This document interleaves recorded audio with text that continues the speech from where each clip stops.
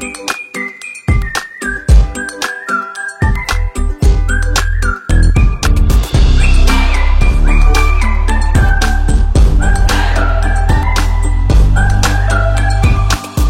à tous, alors nous sommes ici en plein cœur du département de l'Hérault, dans le domaine des Trois Fontaines, qui est un ancien domaine viticole de 35 hectares et qui est consacré au cheval pour une partie, puisqu'il y a un centre équestre, et à l'agriculture biologique dans le domaine du vin. Vous voyez, on est en pleine nature et je suis ici avec Karine Moreau. Bonjour Karine. Bonjour Michel. Alors moi je rappelle, je suis Dr Touras, je suis le fondateur d'Hippocratus, toujours passionné par les soins naturels et j'ai vraiment le plaisir on a fait avec toute l'équipe Hippocratus le voyage pour venir rencontrer Karine qui est naturopathe équine et on va essayer de répondre, je dis bien on va essayer parce que c'est un exercice sur lequel on est en live, de répondre à vos questions du mieux qu'on pourra. Alors, je suis avec l'équipe Hippocratus qui est derrière la caméra et on va nous lire la première question à laquelle on va tenter de répondre. Oui, alors bonjour, on a une question qu'on a reçue de Marine du 84 la semaine dernière sur l'un de nos réseaux. Alors la question est, mon cheval a des pieds fragiles et notamment au niveau de la corne, elle se casse régulièrement. Quels soins naturels pourrais-je appliquer pour régler ce problème? Alors, je répète la question, pieds fragiles, donc les pieds sabots fragiles qui se cassent, et qu'est-ce qu'on peut faire? Karine? Alors qu'est-ce qu'on peut faire? Ce qu'il faut penser aussi, c'est que les pieds, on regarde souvent la structure en externe, on se dit il faut que j'applique des choses dessus, etc. Maintenant, quand les pieds sont fragiles, il y a aussi souvent des carences à l'intérieur, donc principalement en vitamines et minéraux. Alors, dans les 3/4 du temps, on pense à la biotine et la première chose qu'on donne, c'est de la biotine. Ce qu'il faut savoir, c'est qu'il faut une quantité astronomique de biotine pour que ce soit efficace sur les pieds. Donc, il faut regarder vraiment quelque chose d'équilibré. Il y a aussi plein d'autres choses qui font pour les pieds.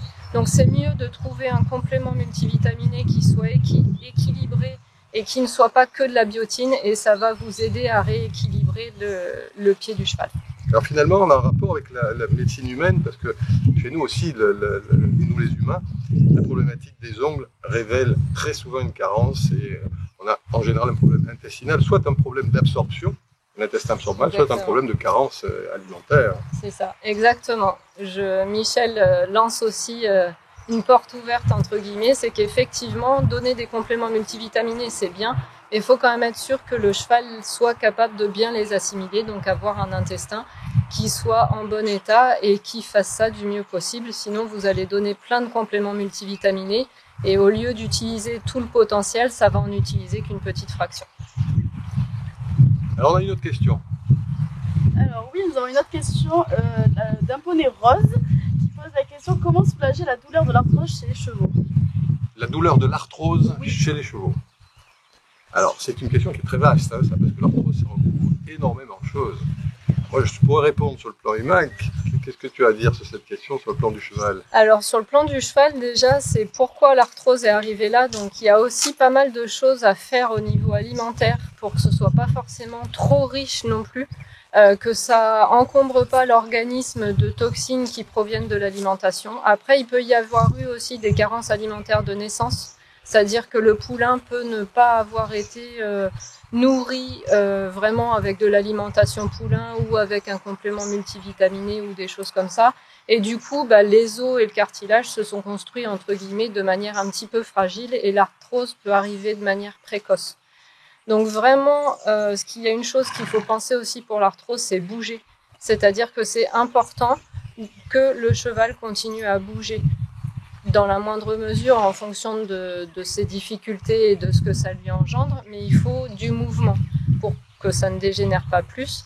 Quand on pense arthrose, on pense souvent tout ce qui va être arpagophytum. Je sais que chez les chevaux, c'est quelque chose qu'on retrouve beaucoup.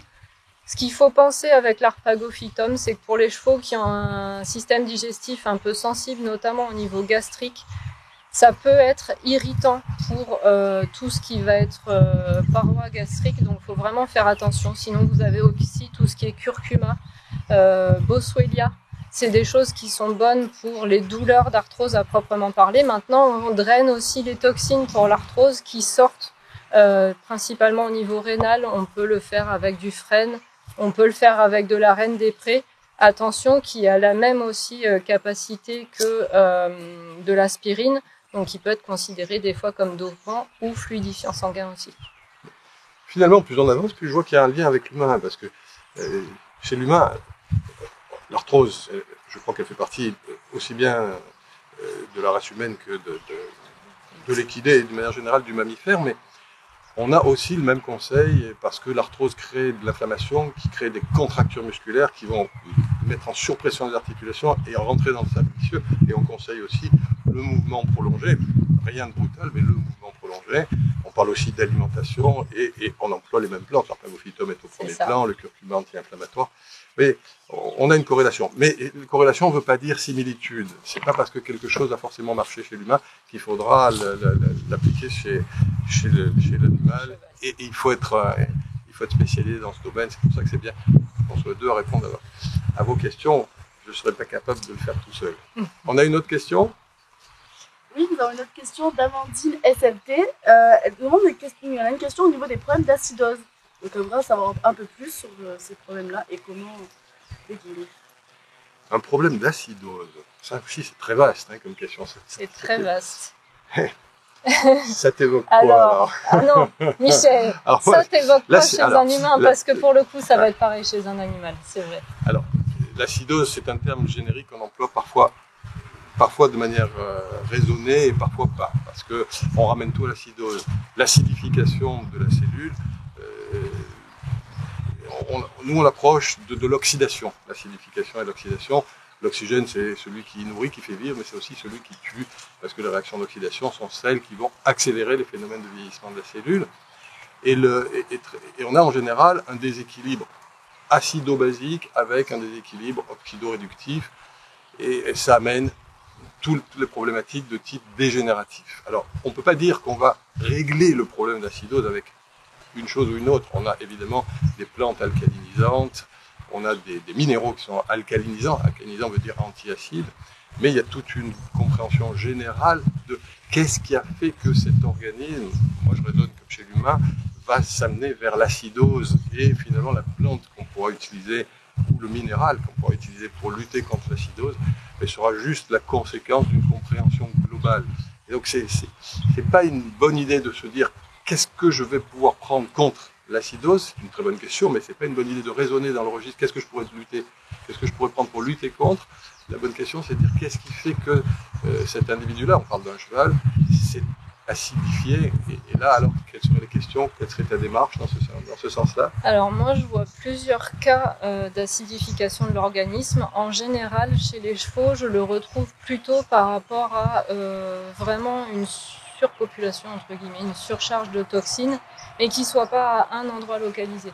C'est-à-dire que ça ne va pas être juste une surcharge hépatique ou juste une surcharge rénale, mais ça va être une surcharge de toxines globale, qui soit hépatique, rénale ou autre, et qui du coup au bout d'un moment engendre un fonctionnement de l'organisme qui s'en débrouille plus et qui ne sait pas comment gérer ça. Et là au bout d'un moment, on en arrive à ce que tu disais, c'est-à-dire que les cellules ne gèrent plus.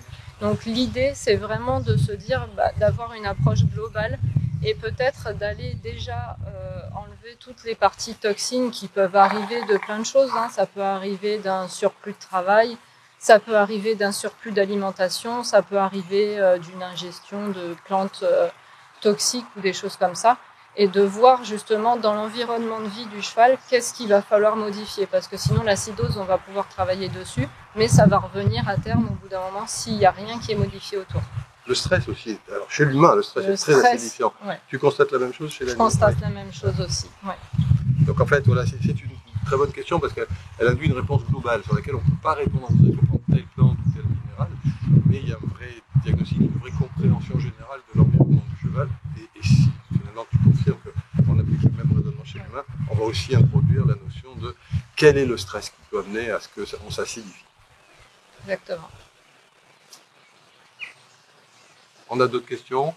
Non, ce sera tout pour aujourd'hui. Et bien voilà, on a été Merci content d'être avec vous et on vous souhaite une bonne fin de journée. À bientôt.